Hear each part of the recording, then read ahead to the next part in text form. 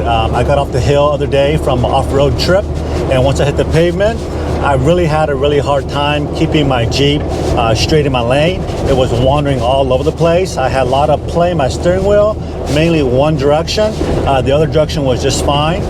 And then when a semi-truck would pass us, it would just throw me everywhere, right? Because I got this lot of play going on. You know, it was scary. It was a white knuckle experience coming off the mountain and on the highway and getting home. So that was pretty gnarly. And then number two, my ABS and traction light control, the dash light was coming on, and also on a dry pavement, I could feel the ABS vibrating under my brake pedal, and you know that it's not slippery. And also, when I'm in cruise control, it would kick off because my traction light will come on, so that will automatically disengage your cruise control. So mainly it's just all over the road. It's scary. You got a lot of play in your steering wheel, and if you guys are feeling similar, having similar symptoms, I think that this video will be very helpful for you guys, because this will be, you know, every car, truck, whatever can have this experience. It's not just specific to a Jeep Wrangler. So let's go get back to the garage and troubleshoot this. So let's get started. All right, so the first thing you want to do when it comes to mechanical things that's powered by any kind of fluid is simply check your fluid. In this case, your power steering fluid is on the left-hand side of your radiator cap. So let's take a look. And there's definitely some fluid in there. I can see the level line is full, so there's no issues there. Okay, so basically we're gonna do the shake test. Go under here and shake all the tie rod, the drag link, the track bar, stabilizer. Everything feels good. My sway bar is good. So everything feels okay. Nothing feels loose at all. Next thing you guys can do is take your tire and just manually with the hands, move it and bolt. Oh, that's locked.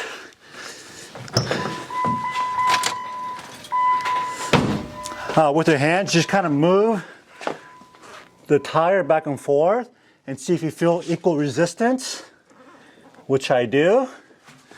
Okay. The next thing you want to do is shake wobble the tires at 12 o'clock and 6 o'clock. Oh, look at that. That thing feels wobbly. That's the problem right there. Let's go to the other side.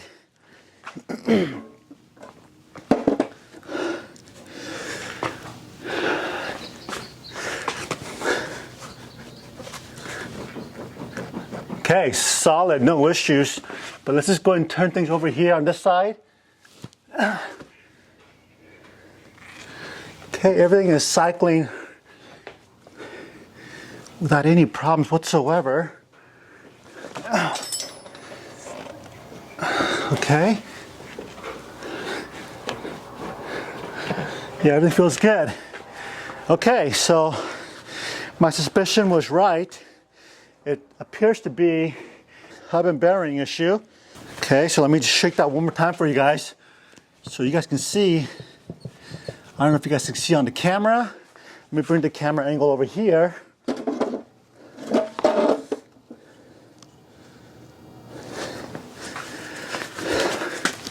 Okay. Can you guys see that on the camera? All right, guys, so I got the hub assembly from O'Reilly's. This was $135. That's including tax. And here's the part number, 930625. All right, so we're gonna first remove the lug nuts.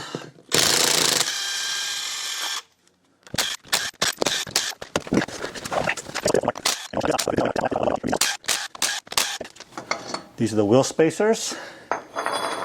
Okay, now we gotta take off the brake calipers.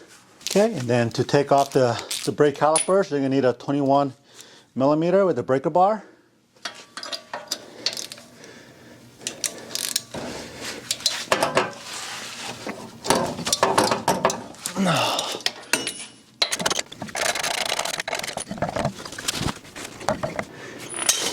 Then you want to set the caliper on something. Okay. All right, so then we're going to take your rotors off. So this is basically your wheel hub assembly. It's got the bearings. This kit assembly also has replacement ABS lines, which is nice. So before I take everything apart, I want to just make sure these are the right lug nuts, the right thread pattern and pitch and all of that. Ooh, this feels really stiff.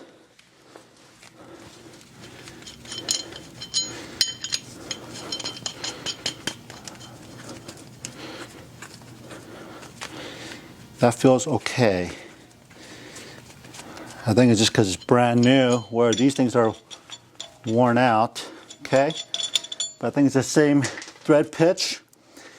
Just double check, make sure the ABS line looks exactly the same. And I know for a fact that this is the ABS line connector for Jeep Wranglers. And then lastly, you want to make sure you just count the spline. So at the store, I put a red mark on the bottom of just any spline, and then I just took my key and just kind of put all the way around the teeth, and make sure you guys count 32. Okay, so in case you guys can't see it very good, let me just show you here a little closer up with this camera. So this is your ABS brake line. Let me focus here. That's your ABS brake line right there. And then that comes up right up over here, and it chases up the shock, and it's right next to your brake line right here. And this is the cable, and there's a connector. Shut that up there. And there's a wire disconnect right behind your shock mount right here. Okay, so it's behind here. So I can't show you guys that on the camera, but once I pull it apart, I'll bring it to the camera so you guys can see exactly what I'm doing. Okay, so what I found the best thing to do is, you see that tab right there, those two tabs? So what I like to do is just cut it with a side cutter. Then the wire harness is a little easier to access.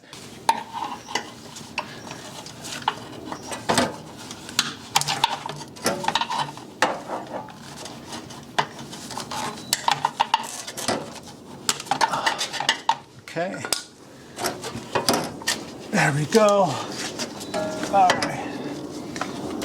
So it's still kind of hard to see, but there. If you just push this wire, you can see it right above the your spring mount. It's so tight in here. Okay. So what I ended up doing was I just cut this ABS line. I just cut it off because it was a real pain in the butt to work up here. My hand's just too big or whatever. So I just cut it off, and then there's another little tab that connects to the frame. You just pull that out, and then you got all this space right here so you can get this wire harness off.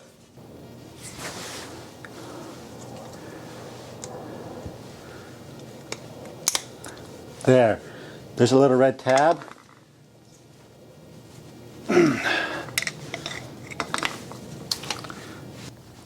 Okay, so let me show you guys what this plug looks like. Like I said, it's a pretty standard Jeep thing, is they have this little red tab right here that you just pull out, and it comes out just a little bit, maybe like a 1/4 inch, and then that allows you to push this black tab right here. Okay, and then it pops right out.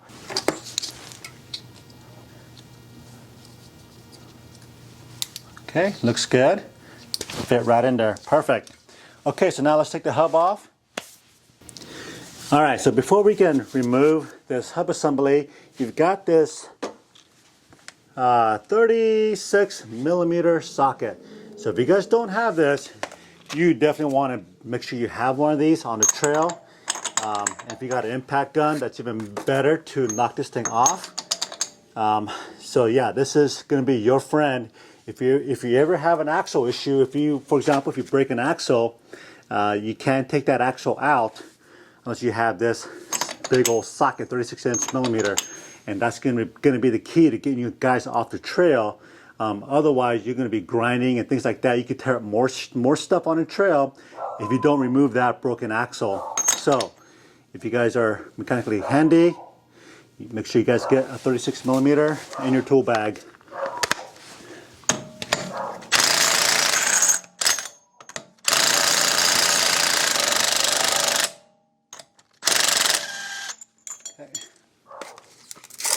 Okay, knocks off just like that. And now we got 3 bolts in the back, and those are 13mm. Okay, so next thing you're gonna need is a 13mm box end to break these 3 bolts back here.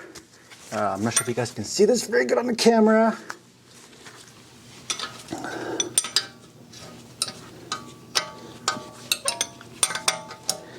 Then once you get them all loose, what I like to do is use a ratchet wrench.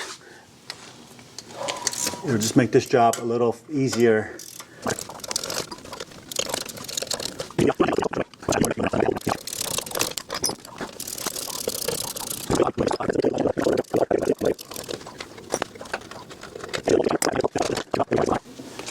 Okay, so once those 3 bolts come out, the entire hub should come out, and trying not to pull the axle out, just so hold that half shaft in the shaft housing, and then you're going to get the rock shield and the hub. It'll all come out one piece just like this. Basically, there's a bearing inside here. This is your wheel bearing. It's all sealed, and sure, you can just buy the wheel bearing itself if you guys have a press or you want to have a shop do it. But by the time you have a shop do it, it's going to cost you way more than the actual part itself. So the new hub is only 135 bucks with tax here in California. And then I will definitely leave a link down below to this. Okay, so I'm gonna go get some grease. You always want a little bit of grease on the thread, not the thread, but on the teeth. I'll be right back. So then what I like to do is come in here with a rag and just clean all this old stuff up. Clean out the old grease. Get all the grime and gunk out of here. Okay.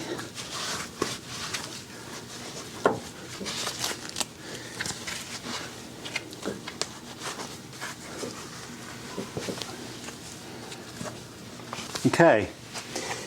Then I got myself this extra heavy duty grease. And this is green. And then just come in here. Throw a little grease inside the teeth. Into the spline. You don't need a lot, just enough to you know, if there's moisture gets in here, you don't want this thing to get all rusty and whatnot.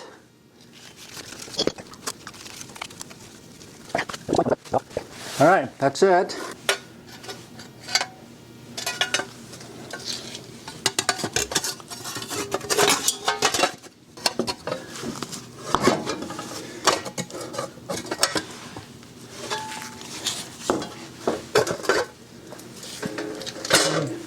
All the cable is out of the way.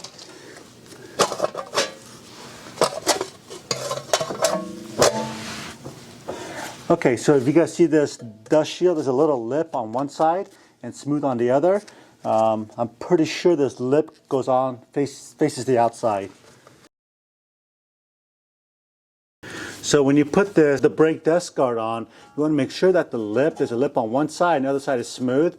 You want the lip on the inside facing the Jeep and a smooth side out. Otherwise, the rotor is going to rub on this lip right here.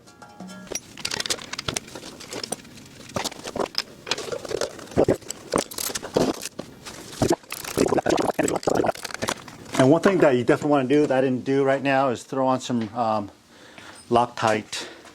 Up here it is. So now I got all 3 bolts kind of started. What I'm going to do is just take one off at a time. And then put a little Loctite on here. Even though this is red, it's only 242, so it's not. Oops, it's not. It comes out blue. So don't think that it's like permanent thread lock. It's not. Although maybe I should put red in there. What do you guys think? But if that's all you have, sometimes that is better than nothing. Oops, wrong way. Okay, and then I'm gonna just drive this all the way in.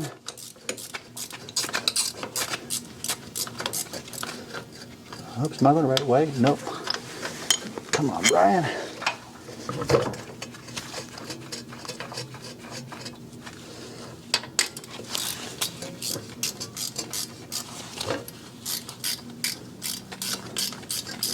And you guys can see right here where my finger is. That's where it's coming out.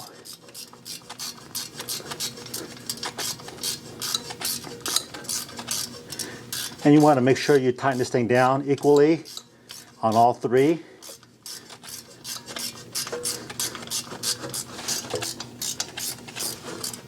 Okay.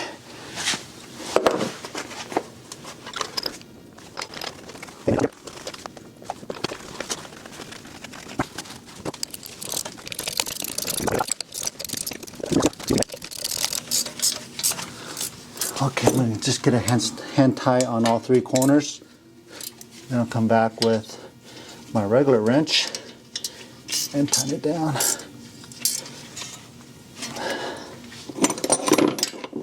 I'm afraid I'm going to break the bearing on my ratchet wrench. Okay. Oh.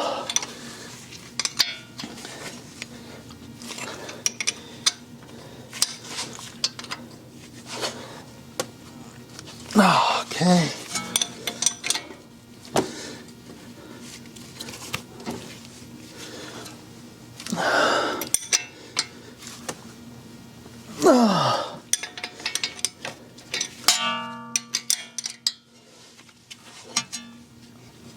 Okay.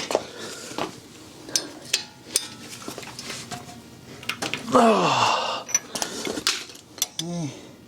Just double, triple check. Make sure everything is. These three bolts are nice and tight. Ouch. Ow. Oh, okay. All right.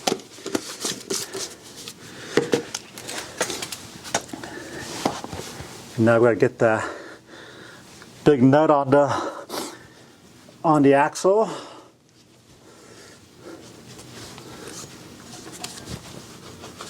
Okay. Put a little Loctite on here as well.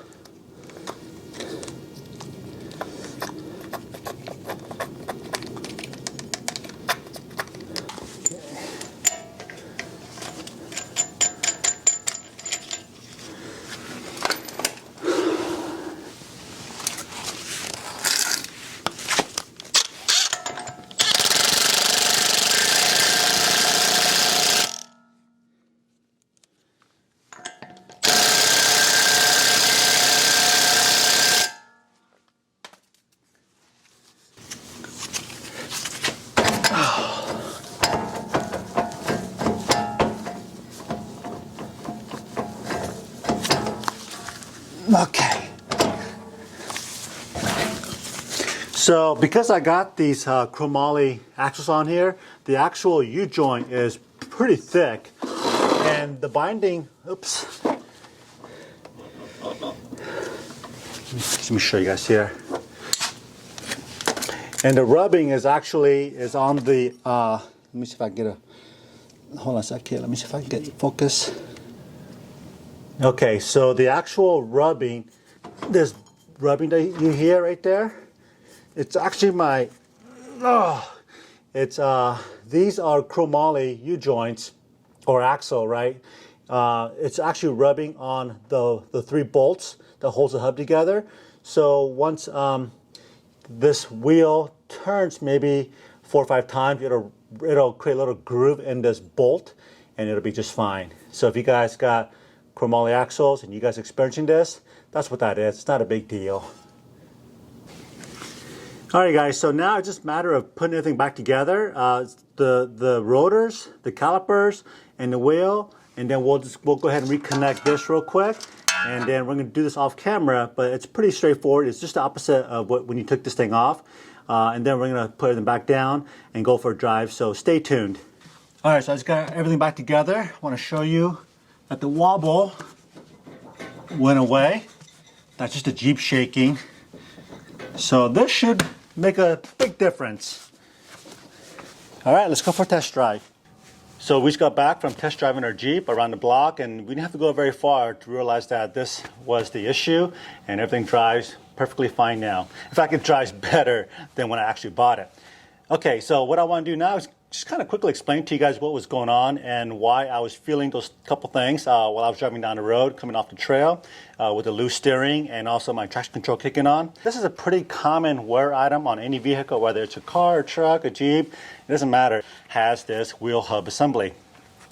And the reason why I was slipping is, one, because my wheel bearings was shot on the inside, so it's a wear item and it does go out. I've had to replace this a few times on other vehicles, and when that bearing goes out, you're going to get some play in your wheel for sure, and then that wheel is going to want to drift one way or the other. So that's why I was feeling the loose steering. Okay, and that's why I had a suspicion that it could be this, but also had steering box issue in the past and kind of made it feel similar because it got a lot of play on both direction.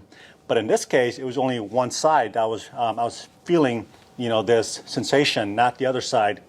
And two, with the traction control kicking on while I was driving down the road, this is your speed sensor with the ABS. So basically, on the inside of this hub, you have this gear that sticks up, and this is a magnetic sensor. So as this gear is rotating, and again, there's no play in this gear, right? So as it's rotating, it's picking up each individual little knobs from the sensor, and any time your wheel locks up, for example, if you're driving on ice or snow, whatever, rain, your hub will freeze, and if your speed sensor senses the hub has stopped turning, that's when the ABS will kick on so that it will turn and prevent your wheels from locking up. But also, if you have a ball wheel bearing, your whole inside your hub will actually shift this way. So if you imagine if you're going down the road, this whole hub inside is kind of rotating like this. This is a little over exaggeration, but you see the sensor right here has a very tight tolerance. And anytime this hub is turning off kilter or it moves around, it thinks that your truck or your vehicle is on a skid or something weird is happening, so it's going to activate that ABS immediately, or your traction control light is going to come on. So this was an easy fix for $135 with tax here in California. This is an easy solution. So I hope this video was helpful for you guys. So I'm Brian with the 4x2 Wagon family. Hope you guys have a wonderful holiday, and we'll see you guys in the next video.